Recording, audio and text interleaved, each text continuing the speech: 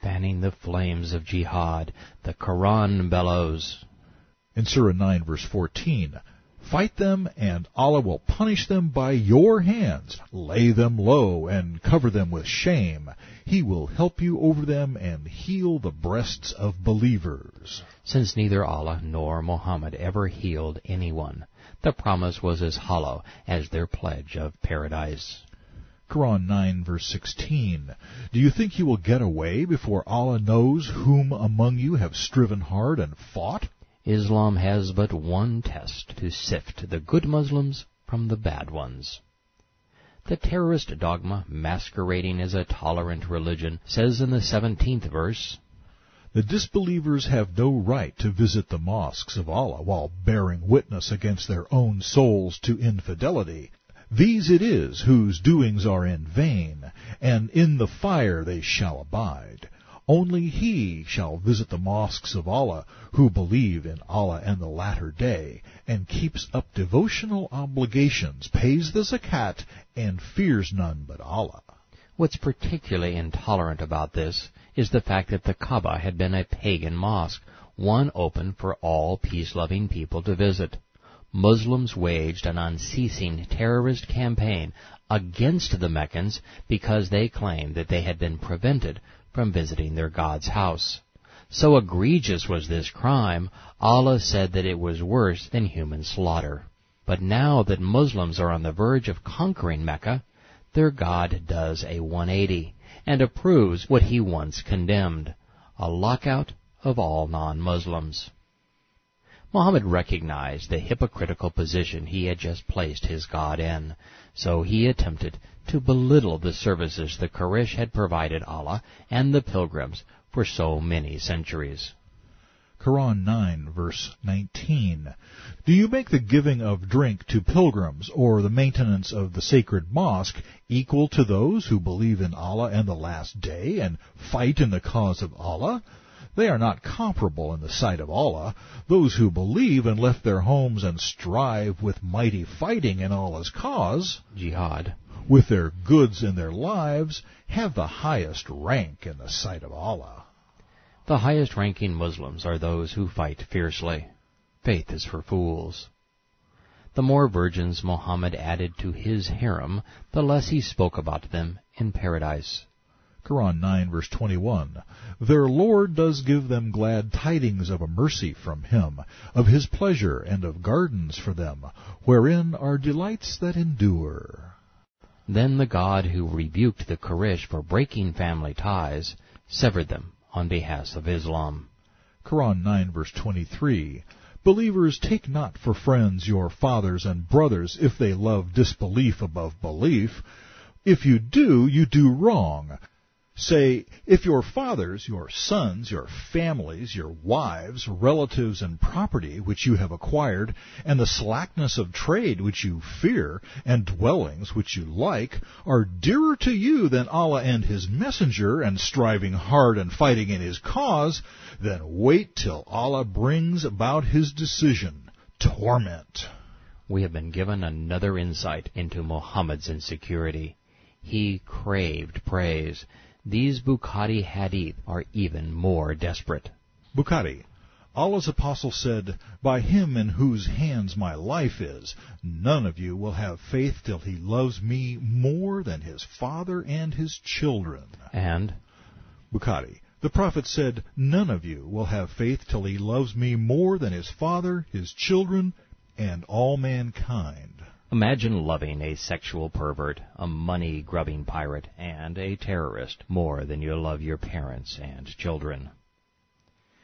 Speaking on behalf of his dark spirit, Muhammad recited, in Quran 9:25, assuredly Allah did give you victory on many battlefields, and on the day of the battle of Hunayn. Behold, your great numbers elated you, but they availed you not, and you turned back in retreat.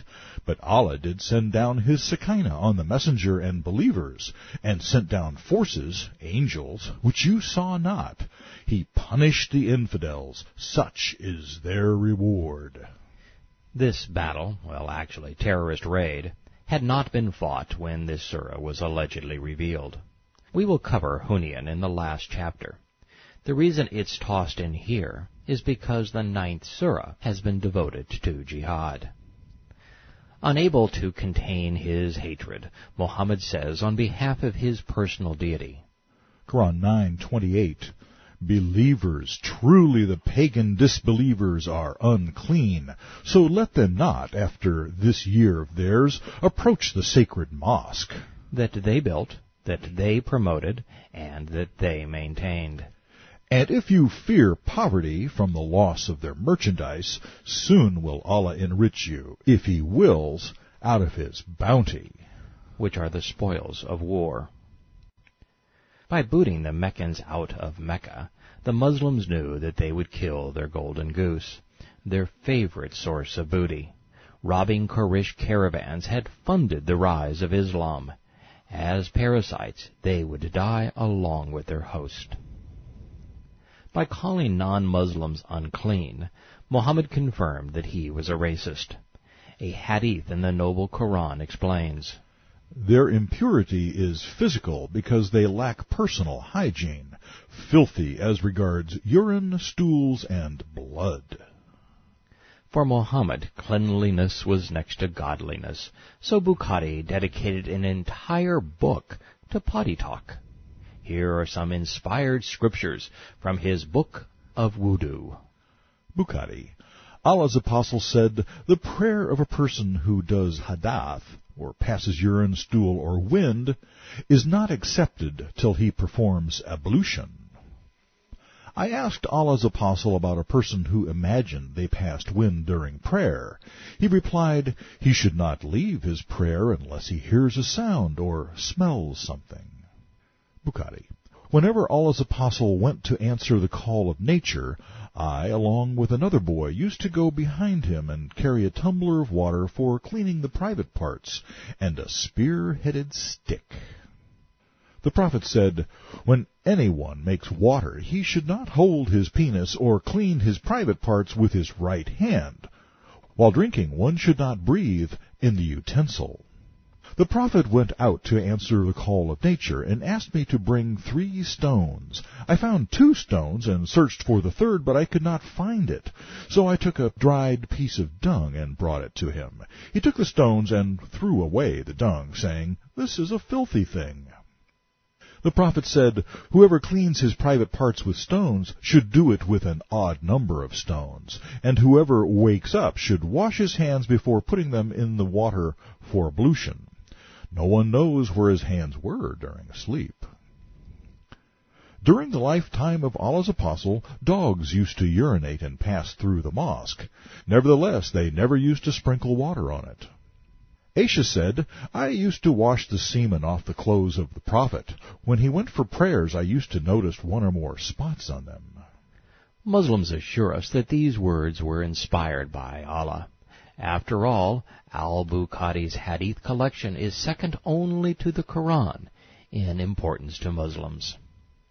Returning to the Quran, the peaceful God of the peace-loving religion said in Surah 9, verse 29, Fight those who do not believe in Allah, nor the last day, who do not forbid that which has been forbidden by Allah and His Messenger, nor acknowledge the religion of truth, Islam, even if they are the people of the book, the Christians and Jews, until they pay the Jizyah tribute tax in submission, feeling themselves subdued and brought low.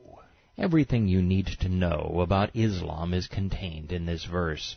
Muslims are ordered to fight Christians and Jews until they surrender and become Muslims, or they commit financial suicide by paying the Jizyah tribute tax in submission.